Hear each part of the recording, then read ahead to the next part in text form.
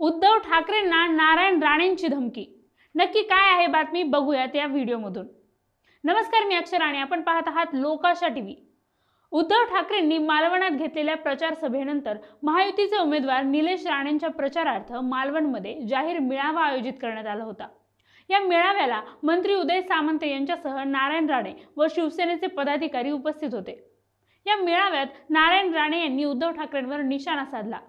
केवळ बाळासाहेबांना दिलेल्या शब्दामुळे हा माणूस वाचतो अशी टीका राणेंनी केली। आमच्या जिल्ह्यात येऊन आम्हालाच गाड्याची भाषा केली जाते असं नारायण राणे म्हणाले। एवढी हौस असेल तर एक दिवस संरक्षण काढून इथे या असा इशाराही यावेळी राणेंनी दिला। मतदानाला अवघे 5 दिवस शिल्लक असताना राज्यात प्रचार सभांचा जोर वाढताना दिसत आहे।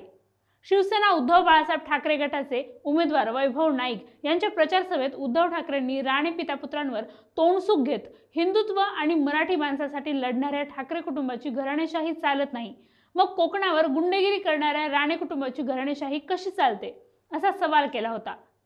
त्यावर प्रत्युत्तर देत केवळ बाळासाहेबांना दिलेल्या शब्दामुळे हा माणूस वाचतो अशी टीका राणेंनी केली आहे। राजकारणातील अशाच घडामोडी पाहण्यासाठी पाहत राहा लोकाशा टीव्ही आणि आमच्या चॅनलला लाईक, शेअर आणि सबस्क्राईब करायला विसरू नका।